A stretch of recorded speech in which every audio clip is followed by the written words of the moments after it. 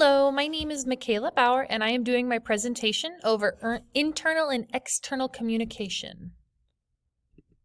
So my table of contents, I'm going to talk about internal communication versus external. Then I'm going to talk about what we use at USD 274, and then I have my references.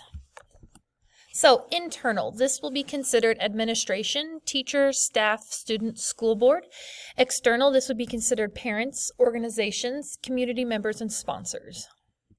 So internal, these groups, I found a quote that said, internal communication is the exchange of messages, facts, opinions, etc. between members of an organization. I said these characteristics are the ones who are participating every day in the activity or the group. This can be formal or informal, and this is a transmission of information, and there's typically a flow within the organization. So administration. So administrators can include superintendents, principals, board secretary, and heads of departments. It kind of depends on the school district. The most common way of communication is either email or oral, so in person, and sometimes social media. They are typically the biggest communicators for the organization. They are the ones who mostly communicate inside and outside of the organization. So we have teachers and staff. This can include teachers, paras, maintenance, janitors, bus drivers, cafeteria, IT, library, nurses, counselors. The way in which they'll communicate is typically email, oral, social media, and then, some teachers actually have their own classroom websites. The biggest factor in their job is the safety and education and the communication for students. So students, this can be typically pre-K through 12, and then I guess college. A lot of which way they communicate will be oral, email, and then I put social media because I don't know about you guys, but my kids definitely communicate through, their Snapchats and Instagram and things like that, or TikTok. So students are the reason why we have school. If we did not have students, then there would be no one else to take care of in the previous slides. So another committee is called our school board. It's a committee of people voted in to make decisions that are best for the students' needs and interest. They typically communicate email or orally. Even though the school district or the school board is not there every day, they are supposed to be kept in the know regularly on events and activities happening at the school. So external groups. This is sharing information between the company and other persons or entity from the external environment. Internal environment. So characteristics are communication between the organization and these outsiders.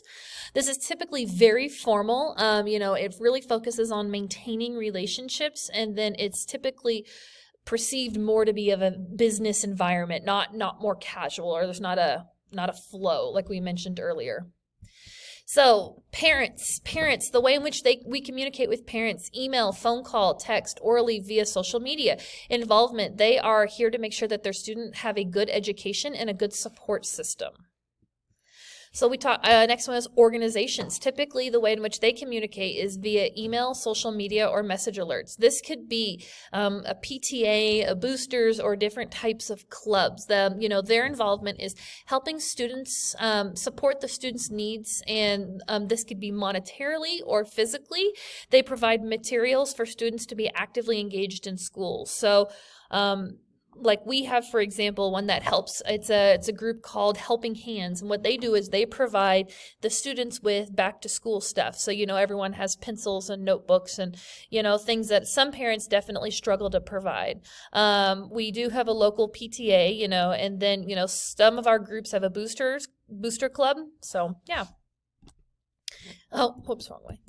Community members and sponsors. So this is typically done via email or social media. This could be parents, extracurricular activities, religious groups, community businesses, grants, foundations. So the involvement with these groups as well to typically help to fulfill a need that the school cannot provide for its students. This can be activity-wise, monetary, and sponsorships. So one of the ones that I think of is we have a lot of students who participate in FCA, and that has to do with our church groups outside. We also have a fellowship group.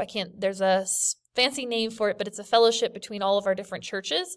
We also have a community foundation. It's called the Logan County Community Foundation, and students groups, school, teachers, whatever, anyone in the community can apply for grants to help with their project, as long as whatever their project is in return affects and helps the community or the school. So how do we communicate at Oakley, USD 274? At Oakley, we use the following types of communication. I would say primarily phone and message alerts. That's if we want to get information out quickly. We also send lots of emails. If we want to help alert the community, we typically post things on social media.